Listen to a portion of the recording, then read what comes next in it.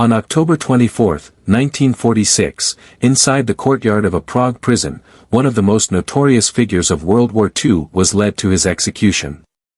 He was responsible for widespread violence and cruelty, overseeing numerous tragic events that resulted in the loss of thousands of lives. Kurt Daluege served as the chief of the Ordnungspolizei, order police, in Nazi Germany and later as the protector of Bohemia and Moravia. He played a key role in controlling the Czech population, often using public punishments to instill fear and maintain order. Due to his actions, he was widely condemned as a ruthless enforcer. Today, we examine the execution of Kurt Daluege. If you enjoy historical content, please consider subscribing to our channel. Born on September 15, 1897, little is known about Daluege's early years. As a young man, he joined the Prussian Army and served in World War I. He fought on the Eastern Front, rising quickly through the ranks before being transferred to the Western Front. However, he sustained serious injuries to his shoulder and head, leading to a partial disability. After the war, he was decorated for bravery and later worked as an engineer. Disillusioned with post-war Germany, Daluege joined various political groups. He led the Upper Silesian Self-Defense, a group of World War I veterans involved in territorial conflicts.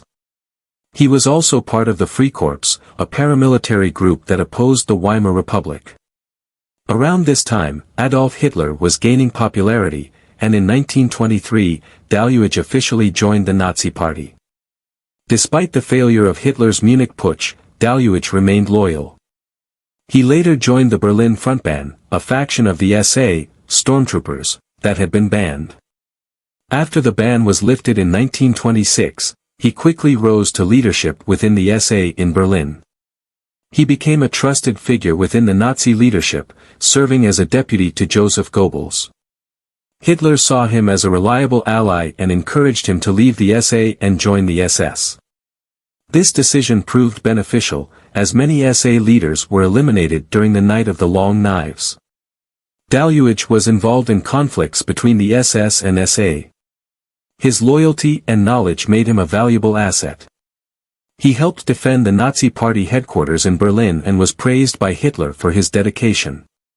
Eventually, he was promoted, overseeing the northern SS units while Heinrich Himmler controlled the southern ones. Himmler later became the head of the SS, one of the most powerful positions in Nazi Germany, while Daluege took on roles in the government. He became a member of the Reichstag and was responsible for overseeing law enforcement, ensuring that police forces followed Nazi ideology. During the Night of the Long Knives, Daluege played a role in eliminating former allies. His influence continued to grow, and Himmler appointed him chief of the Ordnungspolizei, giving him control over uniformed police forces. By the start of World War II, Daluege oversaw 120,000 officers. Many of these enforcers carried out severe actions against civilians in occupied territories. He witnessed mass executions in Poland and Belarus and played a role in organizing forced relocations.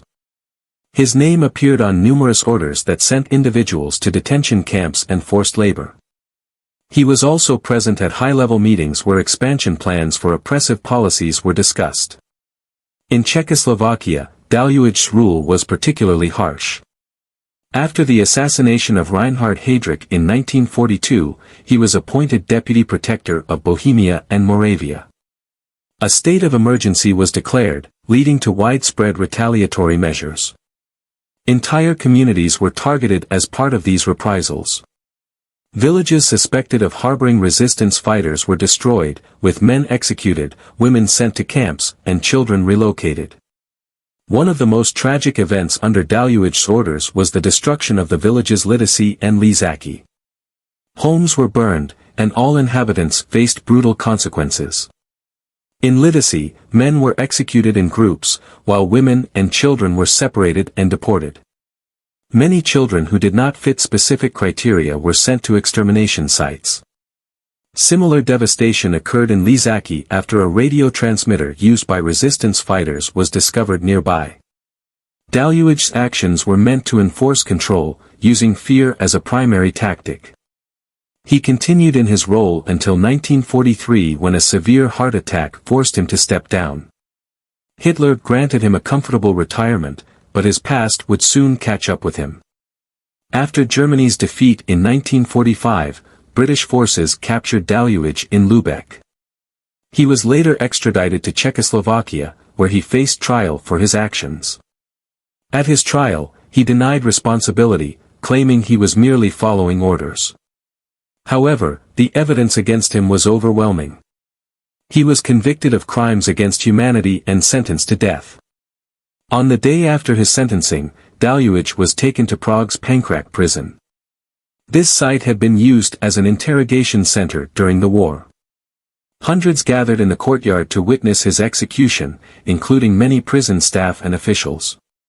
He was led to the execution post, where he would face the pole hanging method. Instead of a traditional gallows, he was secured with ropes and hoisted upward. A noose was placed around his neck, and he was dropped suddenly, causing a rapid loss of consciousness. Witnesses described the execution as swift and efficient. Within minutes, Daluege was pronounced dead.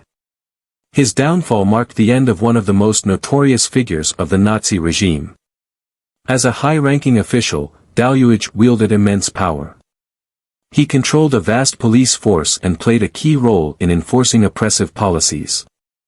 In Czechoslovakia, he ruled with an iron grip, leaving behind a legacy of devastation.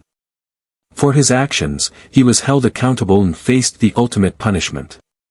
His execution remains a significant moment in history, symbolizing justice for the many who suffered under his rule. Thank you for watching. If you found this video informative, please consider subscribing to our channel.